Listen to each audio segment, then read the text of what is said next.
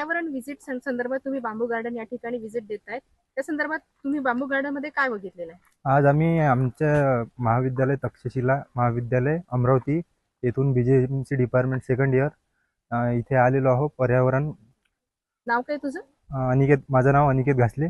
आणि पर्यावरणासाठी आम्ही इथे येऊन बघितलं की कारण बाहेर जेवढं इथं झाडाचं जेवढे फायदे आहे, इथचं वातावरण, इथचं ऑक्सिजन, जेवढं आता उन्हाळा लागला तर इथं उन्हीचा तेवढा प्रभाव, सावलीचा आपल्याला माहीत पडते झाडाचा काय प्रभाव आहे उन्हाळ्याच्या या सीझनमध्ये, ते आम्ही इथे येऊन पाहिलं.